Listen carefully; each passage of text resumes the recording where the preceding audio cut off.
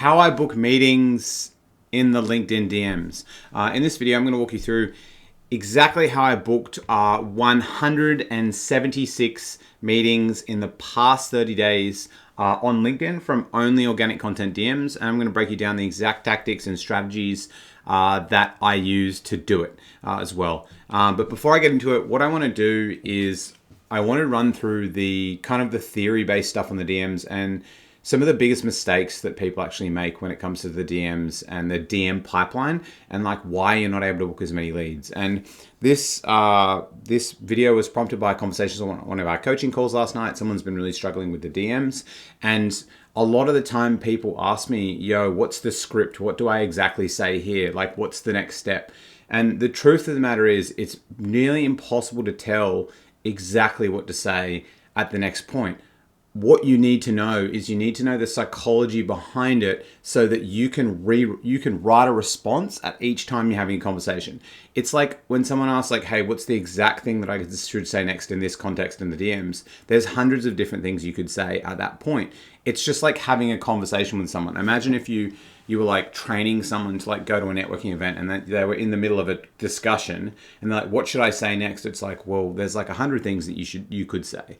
But what you really need to know is you need to know the psychology behind it and the persuasion tactics and methods so that you can just then write your own DMs, because you don't want to have to rely on templates. Like, imagine if you had to rely on a script to go to an in-person networking meeting. Like, it just wouldn't work. You know what I mean? It's like you can't do it. And it's the same with the DMs when you're having a back and forth conversation. A lot of people ask for scripts, but it's like you need to understand the principles behind it, because every single message you send is going to be a new script. And there's also no one right answer. There's 100 right answers. It's just you getting it right, because when you build the skill of being good at the DMs, you have unlimited leads forever, and then you're algorithm proof.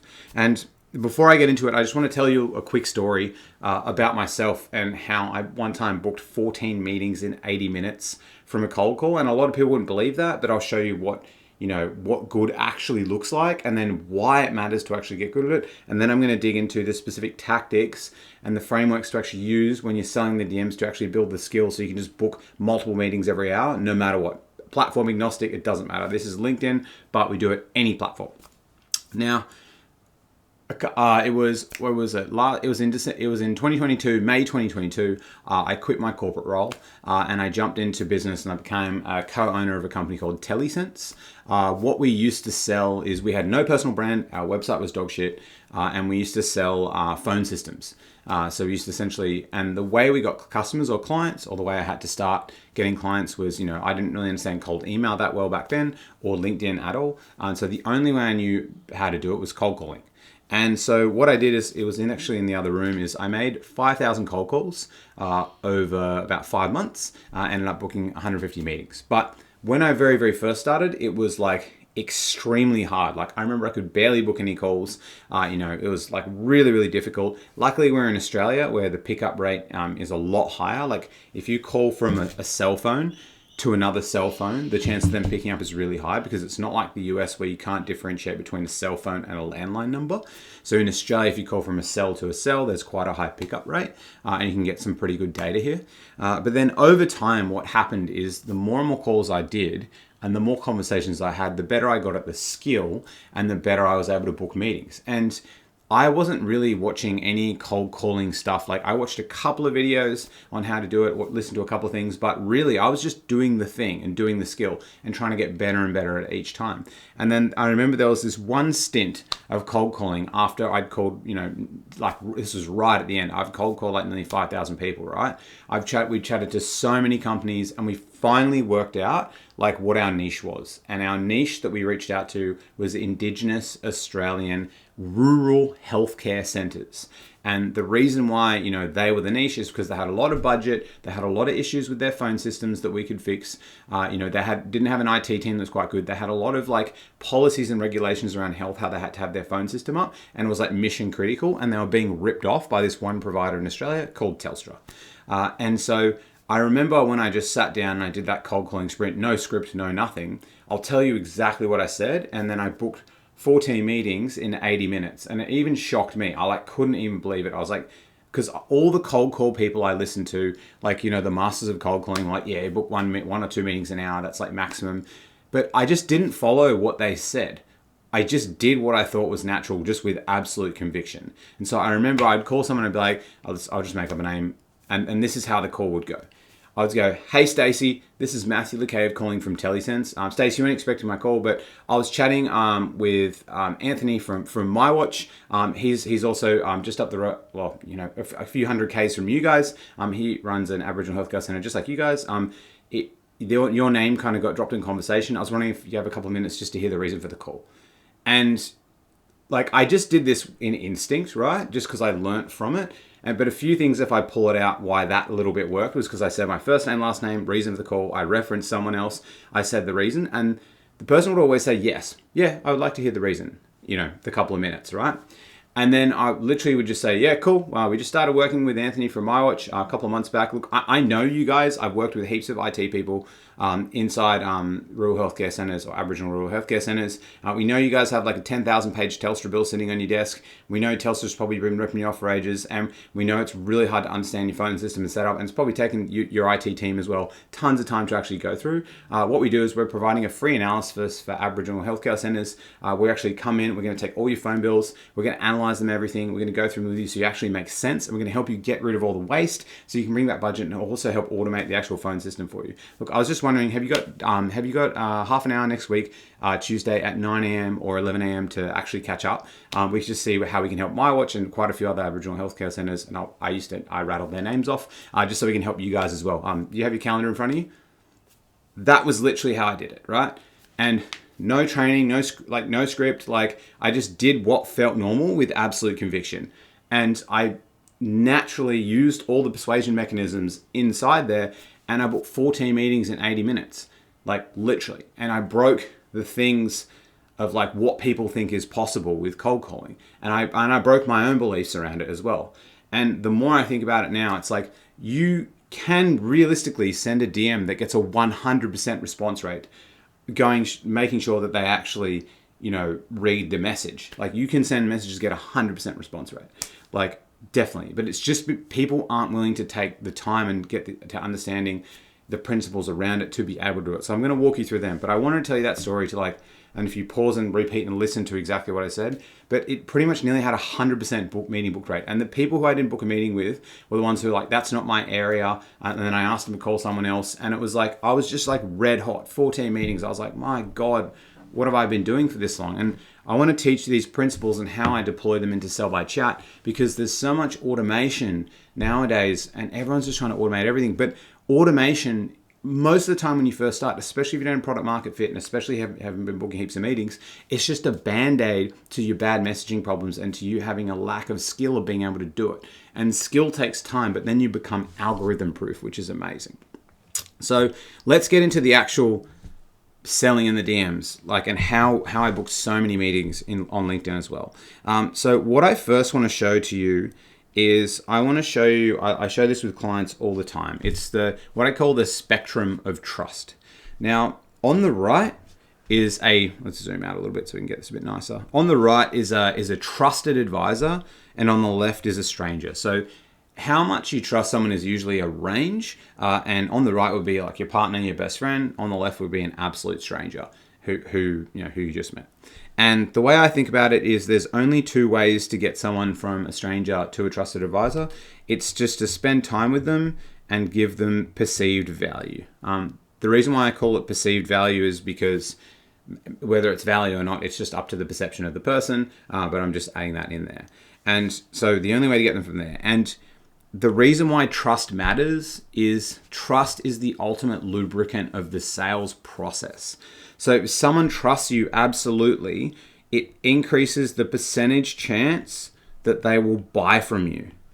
So the more they trust you, the higher chance they're going to buy from you. Like, if my brother refers me to a restaurant and he's like, dude, you got to go to this restaurant, it's like the best, I won't even look at the restaurant. I'll just go to the restaurant because I trust him absolutely and I trust his taste. Now, there is the caveat where they need to be your ideal client. Like, I'm not going to try and, I could say to my mum, hey mum, join our program, and she'd probably do it, but it's not the right thing for her, right? So if it's not in the right lane, but this is for your ideal potential clients.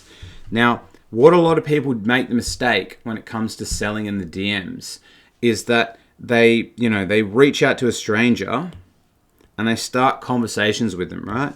Here, they start a conversation, they give them a little bit of value, or even worse, they just immediately pitch the person, right? And I'm not saying that's bad in every aspect. I'm just saying this is what I do and works for me. I've also done the cold pitching. You heard me with the cold calling. I booked it. But the thing with like me cold calling in that instance, right? If you don't have like an absolute elite skill at doing it, right, then of building trust fast, because that's what cold calling is. I went from, here to here, like really fucking quick. Sorry for swearing, but really quickly. And that's like what really skilled salespeople do. They build trust fast. But if you don't have that, you've got to make up for another way. But what most people do is they just go in here and then they pitch, right? And the problem is when you pitch this early, people then automatically think of you as a salesperson. So there's a thing called heuristics with human beings, and I might do a bad job of describing this, but it's the automatic things that you do. It's like, you smell a cookie, you get hungry or whatever. Like that's obviously a reaction, but like heuristics are mental shortcuts that people do and human beings do when they see stuff to make things easier. And what's going to happen is if you pitch too early, you become a mental shortcut for that person to discount you down to a salesperson, which is a lower status level, and it also breaks the trust. So that's where you stop. You can't building trust past that point when they've discounted you there. And if you're seen as a salesperson and not a trusted advisor, that fucks you like completely. And this is what I see so many people do.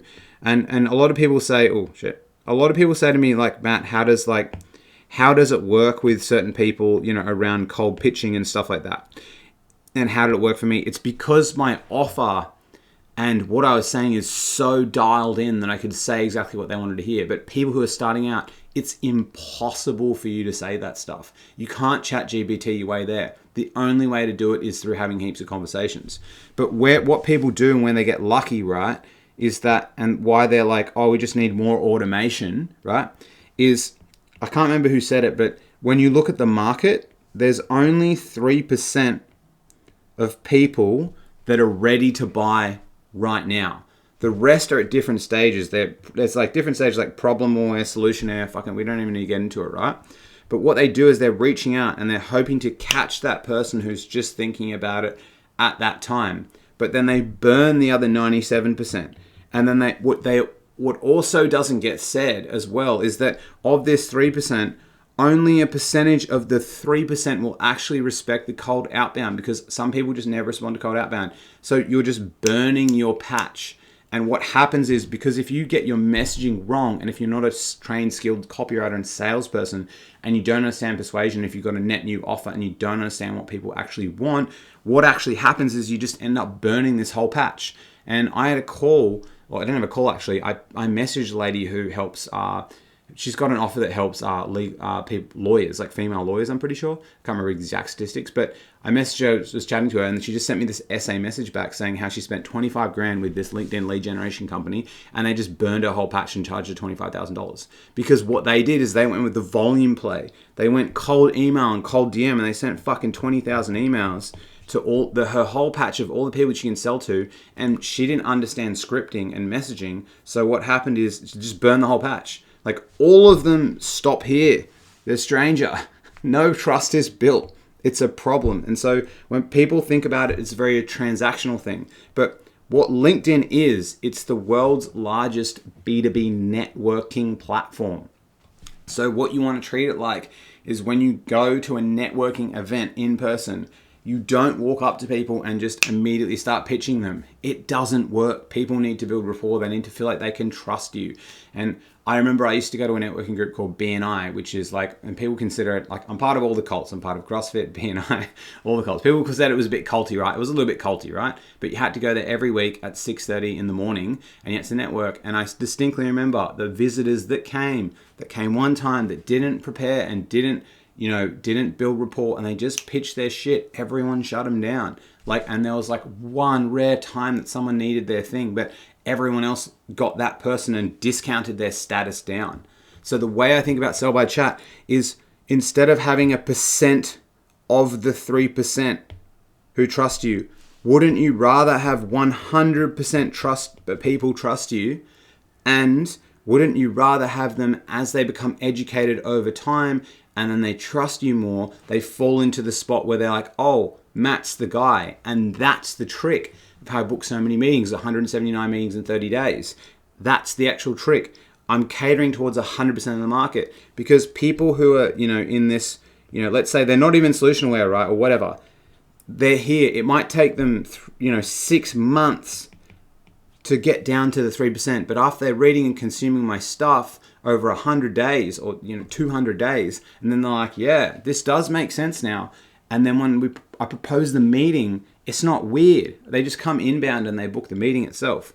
So when you're going through and you're running these sell by chat conversations and you're talking to other human beings and you're networking, you need to think on a longer time horizon.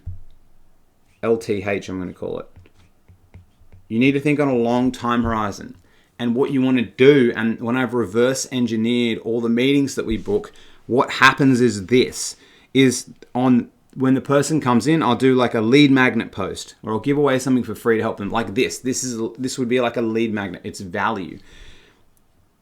They consume lead magnet 1. No pitch. The one I might ask them a question. Hey, how's LinkedIn going for you? Cool.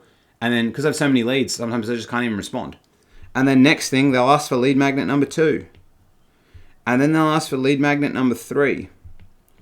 And by that time, they've done tons of what I like to call time on content. What that means is they spent tons of time with my content so that they trust me more. And because I haven't pitched them, like imagine if I pitched here, I break the trust with everyone. You can ask questions, just not pitch, because when you pitch, it cuts it. That's it. You're the salesperson. But for me here, like even if I pitched here, I'm still going to have a much better chance of actually closing it as well. But what you want to do is you want to push them up here and ask them questions and add value. And we're going to run through the tactics of how to do it throughout as well. Add value to their conversations, because with LinkedIn, it's a B2B networking platform. People go there for business information. They go to progress. It's like helping themselves, right? It's very different to Instagram and TikTok. And then what happens here is after the conversation, we'll ask a question here. You'll be like, hey, I notice I'll literally say something like, hey, I noticed you like these past couple of lead magnets on selling in the DMs. I noticed you've been posting on LinkedIn for a while. How's it been going for you? You must be generating a few leads. And you say that because everyone's not generating a few leads. And no, I'm not. Then you literally just ask, oh, that sucks. Why do you think that is? And then you say, oh, also, by the way, there's this other client who I worked with who's also Jeremy. He also does film producing and sells brand videos, just like you in Australia. He was struggling with the same thing before. We actually helped him close multiple 5-figure deals after working together. I think you'd benefit from watching this case study. Have question. And then the person's like, oh, fuck, that's sick. And then ask another question. What are you trying to achieve? Like, what's the goal? Where are you at now? Where you want to get to? Here. Oh, yeah, that makes total sense as well. What do you think's holding you back? This. Oh, look, Dan, that sucks. Look, I'm just reading through. Look, I might actually potentially be able to help you. Are you potentially looking for some help to generate some more leads on LinkedIn so you can save a bit of time? Yeah, I might actually be looking for some help. Hey, cool, no problem. Are you free for a 20-minute brainstorming session tomorrow at 9 a.m. or 11 a.m.? We could jump on. I could shoot through a link. Yeah, sure, that 9 a.m. works for me. Sweet, what's your email? Here it is. Epic. And what's your number, just in case? So I can just one of my team can add you on WhatsApp. Sweet. Boom. Done. That's how you book a meeting. It's like, because the trust is built here, they're willing to answer your questions because they trust you. And because what people do is they think about this. Usually think about this. This is like 3 days. Nah, it's not 3 days. It's literally like 1 to 6 months. That's what good marketing is. It gives people time to be educated. I'm recently learning this myself. And that's what you want to do, because then when you ask the questions and then you get to meeting 1, and if you're wondering why I do meeting 1 and meeting 2, watch my previous video that I've got out. Then you got meeting 1, and then you build trust because you say in meeting 1, hey, I still don't even know if I can help you. I've got to ask you more questions. Yeah, sure. You build so much trust that eventually when you come to asking for the money, it works. And that's how you actually book meetings and sell in the DMs. It's giving value and thinking on a longer time horizon when you go throughout. Now, I'm going to go through the specific tactics now on how to think about the messages, what you craft, and the principles that I use. But that's how you book meetings in the DMs.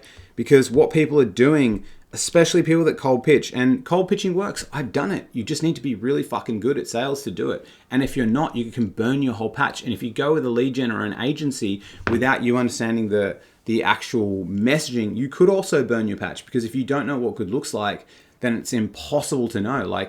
It's like if someone had no experience in sales and they watched a sales call, that they wouldn't know the little things that somebody's done right. They'd be like, oh, that seemed like okay. But when I watch some sales calls and people are like, yeah, that was a good sales call, I watch them like, that was fucking terrible. But you just didn't actually know. So it's not your own fault. But what you want to do is you want to become good at messaging, so you actually get hit 100% of the people. And so then instead of you having, I'm only ever chatting to 10 people at a time, you're chatting to fucking 1,000 people at a time, because you've got 1,000 people you're chatting to and you're not pushing anyone. And because you're chatting to so many people, you're delaying and getting back to them, that they're just like, fuck, this person must be busy. There must be so much going on. Because when you're a busy person, it means that you're more valuable. When you call someone who's really busy, I only got 2 minutes. You're like, oh fuck, gotta get this shit. It's like when, really important CEOs or people call you, they're like, if I would say, hey, this is Matthew Lakajev calling, it immediately triggers in that person's brain, this person must be important because they're saying the first and last name, and they don't have the time for me to say, oh fuck, who's calling? It's like they know straight away, and you say it slowly with confidence and conviction. But instead of having 10 chats, which I see people have, and then they wake up in the morning and they're like, oh fuck, I got rejected 3 times. Instead, you want to have 1,000 chats, and then you got 100 rejections, then you got 5 people that are keen. And then you're like, fuck, I don't care about the 1,000 rejections because I just forgot about it because my dopamine's getting tricked for all these people. Now, so that's the thing with the actual message itself. And that's how you actually win in LinkedIn DMs, Instagram DMs, Facebook DMs, whatever it is. You create a marketing funnel for yourself, and you don't pitch people too early, and you don't break the trust. So how do you write good messages to people? That's what people want to actually know. How do I write good messages, and how do I think about it, right? So when you think of messaging someone, right, it's not about what's in the words. It's about the emotion that it evokes from the person, and it's how it makes them feel. That's what you want to think about. And what the key is, you want people to feel special. The message you send, there's the 2 golden rules. It needs to be personalized, and then it needs to be relevant. A mixture of both. It's a mixture of personalization and relevancy, or being personalized and relevant. That's what makes somebody feel special. Because have you ever got those automated messages from those VA companies or those lead gen companies who send you the fucking email? It's this pitch. They know nothing about you. Automatically, you discount them in your brain. You probably get them on LinkedIn as well. What you want to do is you want to be personalized and relevant in your messaging, and don't pitch early. You can pitch first thing, but if you pitch first thing, this is who you're after as well. That's who you're going for. And now you may be thinking, are there exceptions? Yes, there are exceptions to this, because there are a small percentage of the population that actually respect cold pitching initially, and that's usually high-level CEOs who've got no time. But you've got to get straight to the point, and you've got to go straight with them, and you've got to have case studies and backings, and you've got your messaging really right. But if you stuff it up, you're going to ruin your reputation when you actually do it as well. But I won't go into this. I'm just going for the main pop people as well who you're actually reaching out to. So it needs to be a combination of personalized and relevance. And you need to think about the DMs over a long time horizon. That's super key, right? Because now I'll give you the rule of thumb with inbound versus outbound as well, and how to treat them differently. Because you might be thinking, now, Matt, if someone comes inbound to me and I get them to wait a month, they're going to be pissed off. So there's different rules for inbound and outbound. And I call outbound just someone having a conversation that hasn't come to you, right? We can call it all different names. But when it comes to inbound and outbound, I want to make this distinction. When it comes to inbound is speed to lead, right?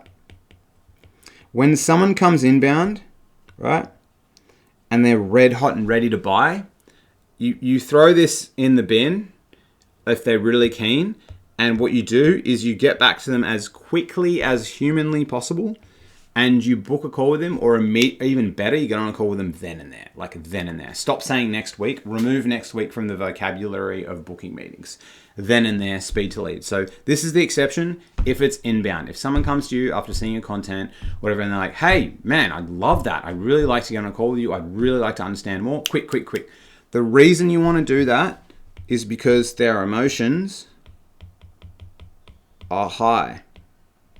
And when somebody's emotions are high and they're ready, especially if you're selling to like SMB land where business owners are essentially like, most business owners, the way they feel, myself included, you feel like a chicken with its head's chopped off and you're running around, don't know what the fuck you're doing all the time. Like that's literally how I feel and how most small business owners feel.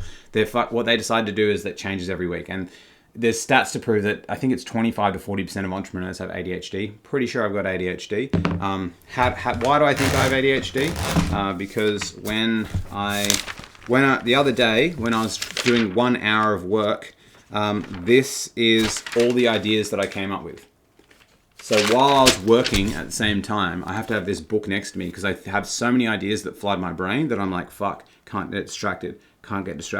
And so, but so many like entrepreneurs, like they just can't stick to the same thing, myself included, ADHD.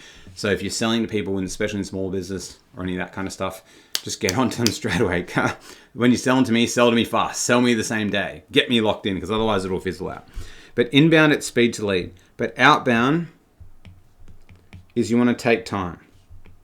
Because an inbound is, they're the 3% that's red hot and ready to go. And they're like, fuck yeah, I need your solution. I love it. But the other 99%, and I know there was 3% here because there's 3% here, but it's only a percentage of the 3% that's actually going to be inbound. Because some people just don't actually reach out to you even if they want the thing, right? They do their own research, so whatever, you got to outbound them. So when you do this, it takes time. So over this, you want to think on a long time horizon when you're actually messaging them. So this is the distinct difference between inbound and outbound. And so when you send people a message, it needs to make them feel special. And what I mean by special is, you know how like when you're a kid or whatever, how like, I don't know what religion you are, but like I'm assuming, let's just say I grew up Christian, so I understand this, but like, you know how you got sent like a Christmas card or a family card by another family and their whole family wrote something on it and they all wrote something individually and they had the fucking dog paw print in there, right? And it's like super personalized and relevant. It gives you the feels. You're like, oh man, I got to respond to that person. On the other end of things, you've got the real estate agency that just chucks the thing in your letterbox that's just like, Merry Christmas, you want to sell your fucking house? It's like, it's just, you just throw it in the bin, right? What people are doing is like, because they're using so much automation, they're using automation as the band-aid for shitty messaging, and they're also burning their patch. So when you send messages, read them out loud to yourself and be like, would I respond to this? Is this a human thing? Is this going to make them feel special? Or are they going to feel like just another cog in the wheel? And that's how you break through and how you book tons. It's how our clients book like so many freaking meetings. One client booked 68 meetings in 12 days. Like, because we're hacking the system by being human, which is weird. So rule of thumb, let's just go back up here, right? Is you want to give people tons of value in the exchange each time to let them spend a lot of time in your content. So you don't have to convince them. They just convince themselves over time. Now, let's get into like the sending of the DMs and the rules of actually what to send at each time. So I like to use it's called LVQ. So each time I send a message to someone, and I'll add the V in every 2 to 3 messages, right? And so that's not every single time because it's a lot of messaging, but LVQ. How it works is LVQ stands for lube, value, question. And then value is broken down into 4 things, which I'm going to get back to you in a second on what they are. So what do I mean by lube? So what you've got to understand with DMs and sell by chatting, the one thing that you don't have, which you have on a phone call and a sales call, is using tonality. And the problem with sell by chatting and what a lot of people do is they speak to the other person like they're a mate. And when you speak to your mate on the phone and you text them back and forth, what happens is you don't have to say things like, you know, you don't have to say things like, you know, with full explanations. They just know what you mean because they're your friend. Like, so like my best mate Andy, if it's Friday night tonight, and we used to play Settlers of Catan all the time, and like we used to play that during COVID. And so tonight, if he sent me a message just saying Catan, and then he'd use a swear word in Australia that a lot of other people don't use around the world, he'd just say Catan this ?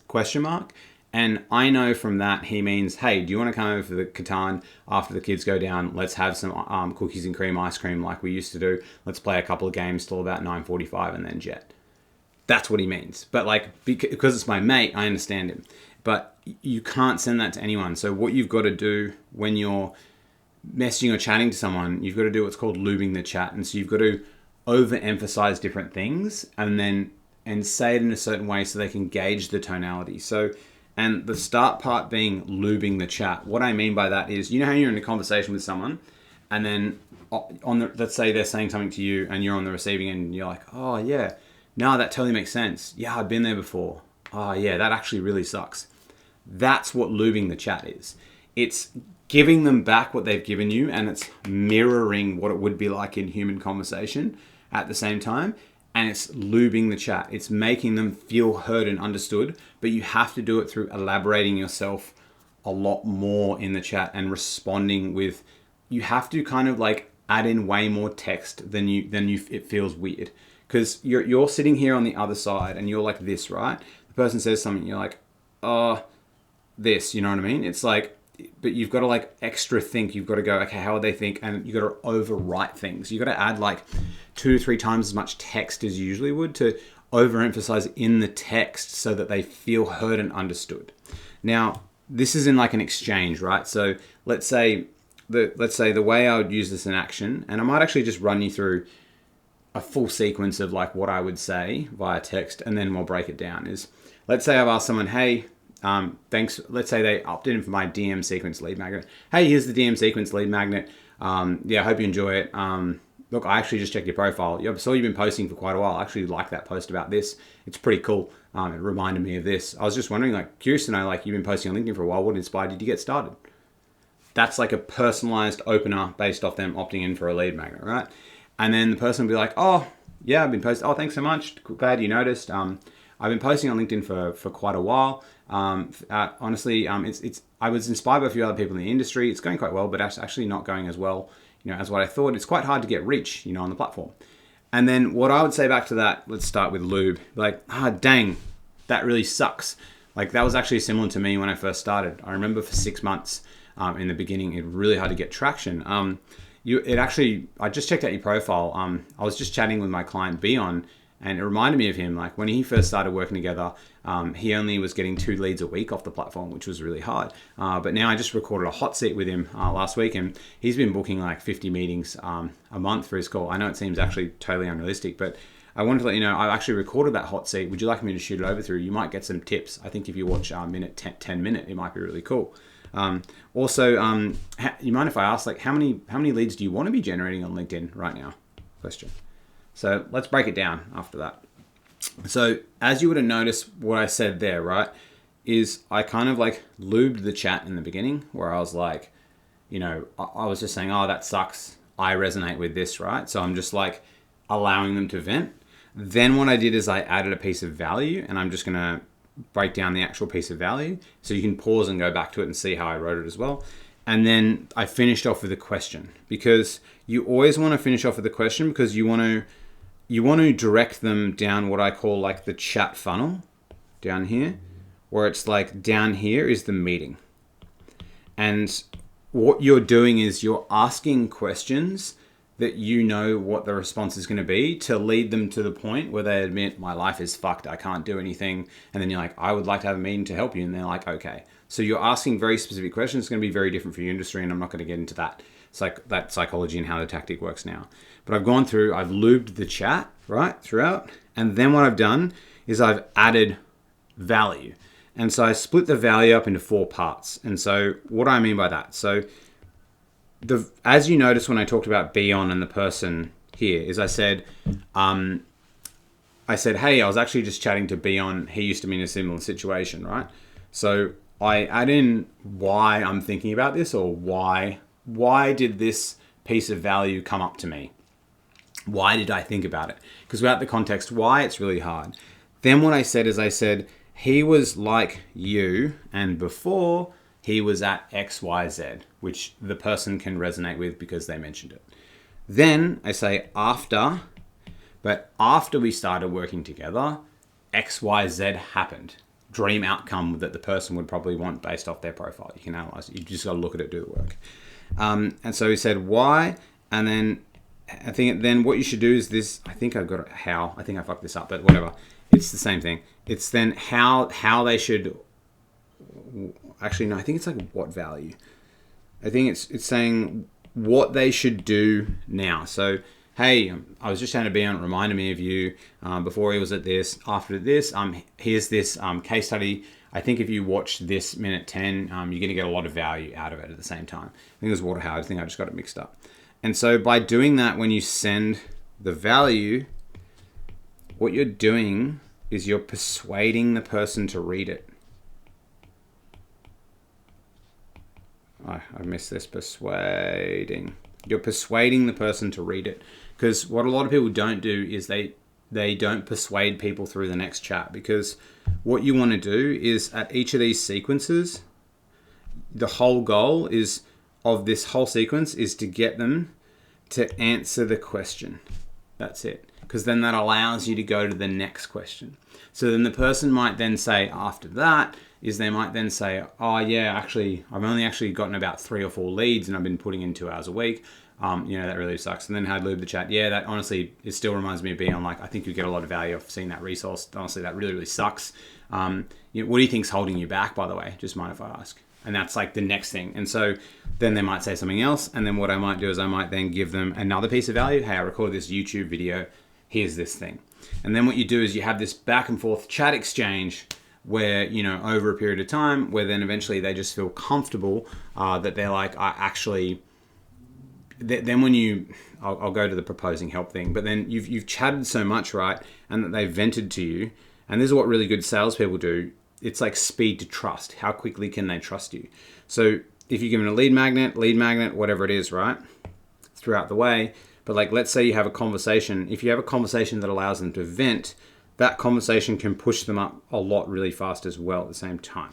So a lot of people are like, I don't have 1 to 6 months. How do I get speed to trust? Have a conversation, let them open up, vent their feelings. It's like journaling. When they write it down, it makes it real. And so throughout the chat, you have this back and forth conversation when you're asking about their problems, but you're incentivizing them to respond because you're giving them value throughout. Now, a big mistake that people make here, right, as well, especially with the LinkedIn DMs, is that with LinkedIn is a shit messaging platform, and nobody ever has the LinkedIn DMs notifications turned on like they do Instagram. So what will happen throughout this exchange in this chat, they'll just stop responding. So what a lot of people do is they're like, oh, the person doesn't like me, and they stop responding. Nah, life happened. The kids started crying. They had to cook dinner, whatever. You know what I mean? Or it doesn't matter. Life happened. So make throughout this exchange, right? Let's say that this is the exchange here. Actually, I might go down here. Just give me some more space to do it. Down here. Throughout there, we'll call this is an LVQ. What do I keep that? Right. Here's an LVQ here, right? And here's another LVQ, right? Or here's just, let's say that this is an LQ. You miss out the V. Just saying lube in question. But then here, they might not say anything, so you follow them up. And they might not even say anything here, so you follow them up.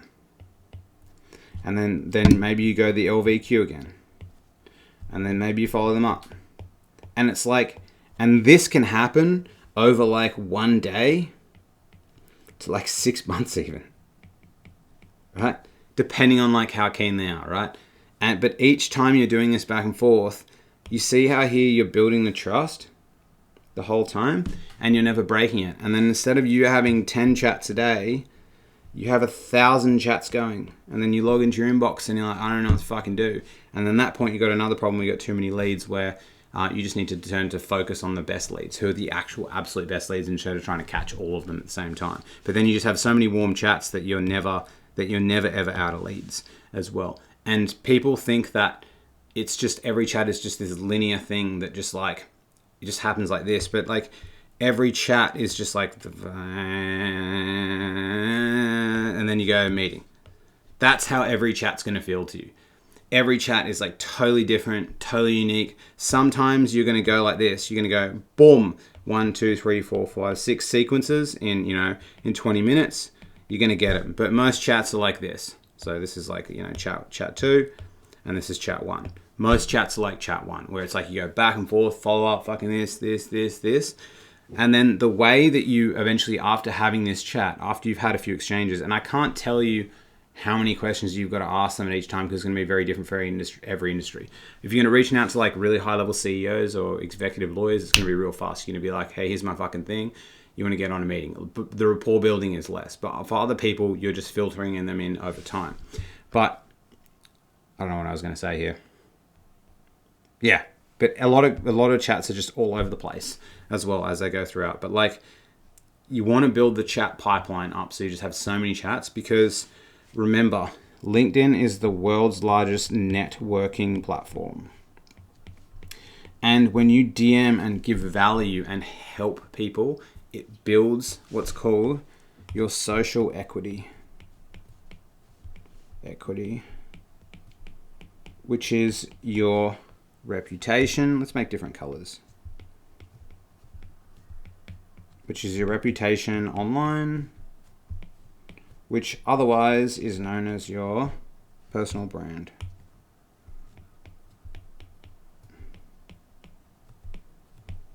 So each time you have these chat exchanges and you give value, it's building your personal brand and your reputation with these people, because they'll talk to other people and they'll only speak things. So like when I get messages from people saying, man, I use your free content, I literally just closed 2 deals that happened the other day.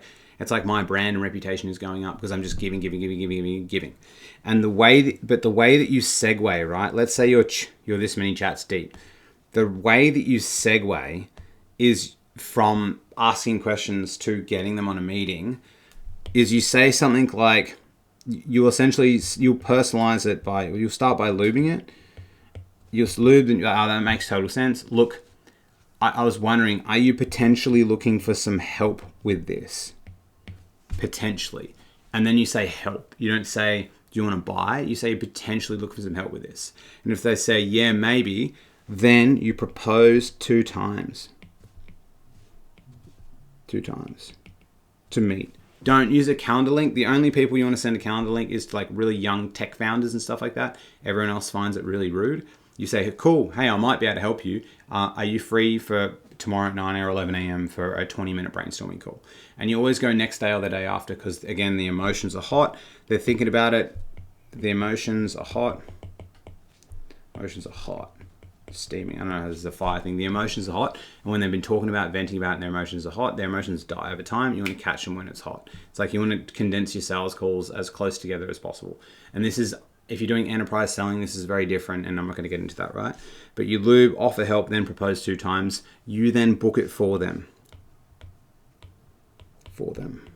You then actually book the time in the Calendly for them. Then ask their mobile phone number, and then watch my last video about sales process about exactly what to do now. But this is the sell by chat process, and this is how we booked like 179 or 176 meetings. I'm just going to re-review it for you now as well, and then I'm going to finish up because we've got to go view a new house that we're looking at as well, a new apartment, because we're getting kicked out of this one. So this is how I book meetings in the DMs. So really key, think of it as a long time horizon. There's only a percentage of the 3% that are ready to buy right now. You want to keep everyone in the pipeline. LinkedIn's a networking platform. You want to deliver value. You don't want to break the trust. People's problems never go away. They don't go away. And especially if you sell, and if you're first starting out in a business, you either want to help people make money or save money. And I just go for the make money, because if you can say to someone, hey, I'll make you 10 grand, you pay me 2 grand, they'll do it every day of the week. But if you say, hey, I'll help you improve your mental health, they'll be like, $300 now, fuck you. It's way easier if you're just starting out to like sell something that helps people make money. Just do that.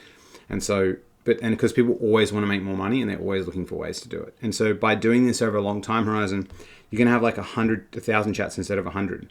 And remember, when you're sending the messages, And I'll do another video of like what actual messages to send so you can see it. But I don't like using scripts like, because you just don't learn. People just copy paste the script and they're just lazy. Like, it's special, personalized, relevant, and think on a long time horizon. Like, does it make the person feel special? Do you think they'd actually give a shit if they actually sent that message? And if not, you got to rewrite the message.